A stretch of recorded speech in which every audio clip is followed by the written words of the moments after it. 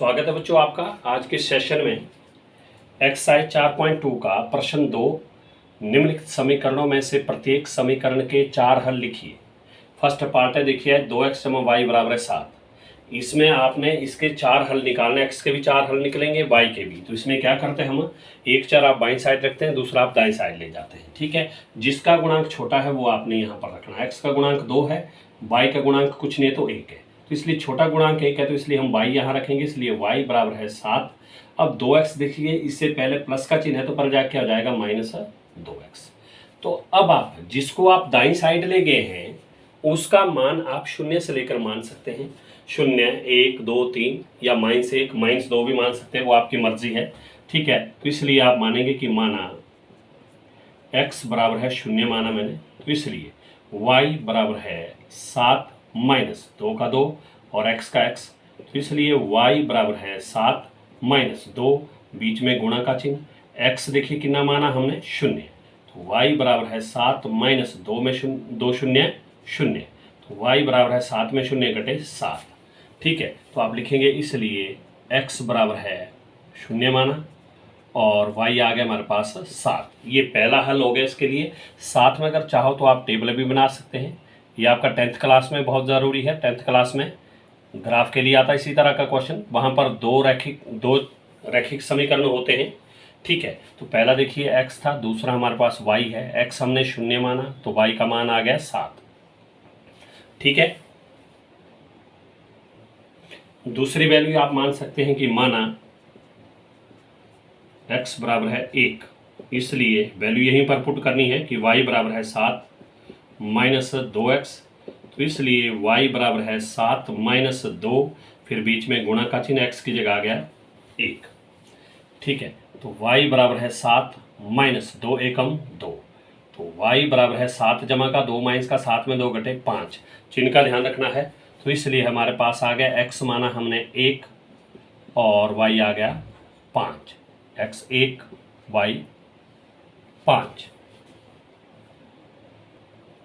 तीसरा मान आप माना करके कि माना x = 2 भी मान सकते हैं, तो इसलिए y = 7 - 2x, तो इसलिए y = 7 का 7 - 2, बीच में गुणा का चिन्ह, x के आ गया 2, तो y = 7 - 2 दूने 4, तो y = 7 जमा का 4 माइनस का 7 में 4 घटे 3, चिन्ह प्लस का आएगा, वो देख सकते हैं आप साइड में भी अगर चाहो तो। 7 प्लस का 4 माइनस का 7 में 4 घटे 3, चिन्ह का ध्यान रखना। तो इसलिए आ गया मेरे पास x = 2 और y आ गया 3, x 2 और y 3। अब चौथी वैल्यू निकालेंगे आप इसकी, माना x = 3 माना मैंने, इसलिए y = 7 - 2x, तो इसलिए y = 7 - 2, बीच में गुणा का चिन्ह, x की जगह आ गया 3, तो y = 7 - 2 3 6, तो y = 7 देखिए प्लस का है, 6 माइनस का 7 में 6 घटे 1, तो इसलिए x = देखिए 3 माना तो y आ गया 1, x 3 और y 1। तो ये हमारे पास इसके लिए 4 हल हो गए। ओके, तो सेकंड पार्ट है आपके पास, देखिए πx जमा y = 9 के लिए 4 हल लिखने आपने। तो इसमें भी क्या है कि पाई, देखिए आपको पता पाई जो है 22/7 होता है, तो इसलिए ये बड़ा गुणांक है, यहाँ पर y का छोटा गुणांक है, तो इसलिए y को हम यहाँ रखेंगे, तो इसलिए y = 9, ये प्लस है, देखो इसके पीछे पर जाके -πx। अब फिर आप दाईं साइड ले गए x को, तो हम x का मान फिर मानेंगे कि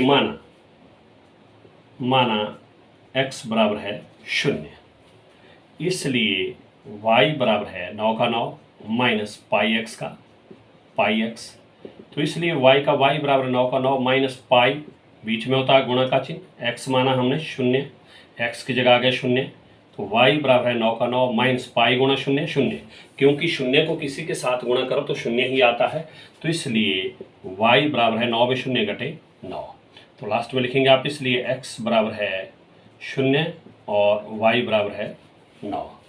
पहला आपके पास ये हो गया पहला मान। तो इसके साथ आप इसके लिए टेबल भी बना सकते हैं, वो मैंने पहले प्रश्न में भी बताया आपको। देखिए एक्स वाई, एक्स आ गया 0 और वाई आ गया 9। ठीक है, दूसरा मान आप कर सकते हैं कि माना x बराबर है 1 ले लिया, तो इसलिए y बराबर है 9 का 9 माइनस पाई एक्स का पाई एक्स, इसलिए y बराबर है 9 का 9 माइनस पाई का पाई, बीच में गुणा का चिन्ह x की जगह आ गया 1, तो इसलिए पाई बराबर है 9 का 9 माइनस पाई गुणा का पाई। इसमें आप पाई में रहने दो, कोई वो नहीं आवश्यक है कि आप इसको चेंज करिए पाई की वैल्यू। तो 9 से हम पाई को नहीं घटा सकते हैं, तो इसलिए लिखेंगे हम, इसलिए x बराबर है हमने 1 माना, कॉमा y बराबर है वो आ गया 9 माइनस पाई। तो आप लिखेंगे x की जगह 1 और y की जगह 9 माइनस पाई। ये दूसरी वैल्यू हो गई। तीसरा मान आप मान सकते हैं कि माना x बराबर है, मैंने मान लिया 2, तो इसलिए y बराबर है 9 का 9 माइनस पाई x का पाई x, तो इसलिए y बराबर है 9 का 9 माइनस पाई गुणा x की जगह आ गया 2, तो साथ में इसलिए y बराबर है 9 का 9 माइनस 2 गुणा पाई 2 पाई। अब 9 से हम 2 पाई नहीं घटा सकते हैं क्योंकि पाई का मान 22/7 होता है, इसको हम अभी पाई में ही रहने देंगे। तो इसलिए हम लिखेंगे x बराबर x माना देखो 2, तो y आ गया 9 माइनस 2 पाई। तो देखिए x की जगह 2 और y की जगह 9 माइनस 2 पाई, ये मान आप लिख सकते हैं। ये तीसरा मान हुआ। अब आपने इसका चौथा मान निकालना है।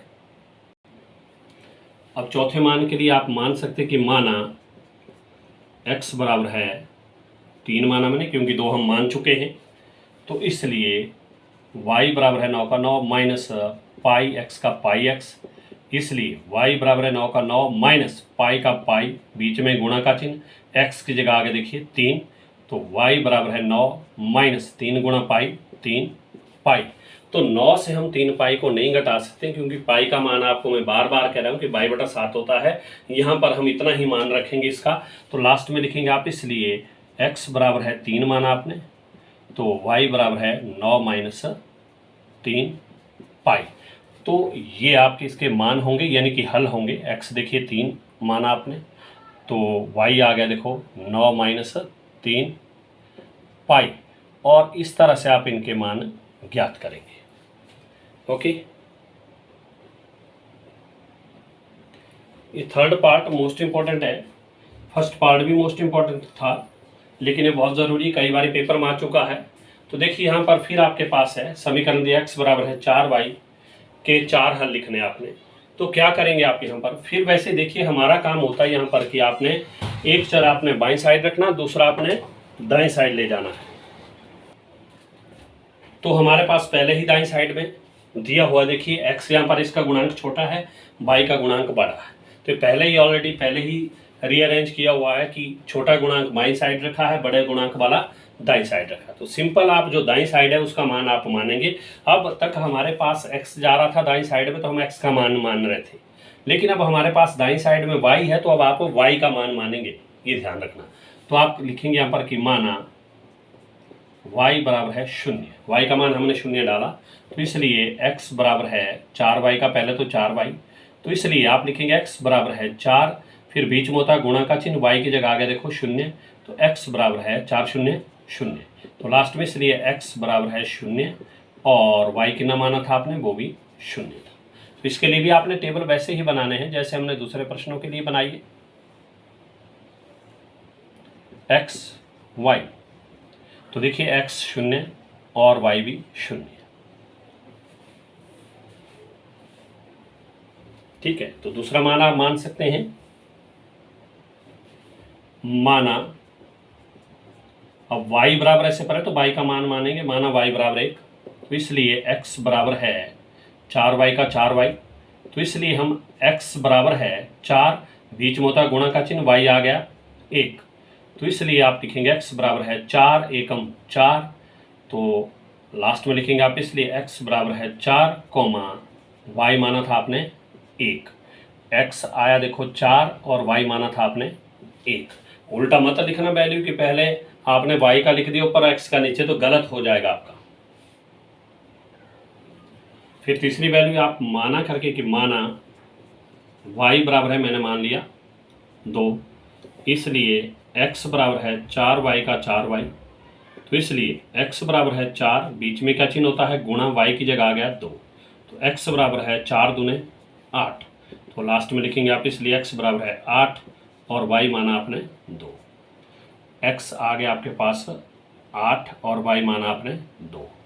अब अगली वैल्यू आप y की 3 भी मान सकते हैं। माना y बराबर है 3, इसलिए x बराबर है 4y। तो इसलिए x बराबर है 4, बीच में गुणा का चिन्ह, y की जगह आ गया 3, तो x बराबर है 4 3 12। लास्ट में लिख सकते हैं आप, इसलिए x बराबर है 12 और कोमा करके y बराबर है कि न माना आपने 3। x आ गया देखो 12 और y आ गया आपका 3। तो इस तरह से करेंगे आप। इस तरह का क्वेश्चन ज़रूर आता पेपर में, ध्यान से करिएगा। ओके।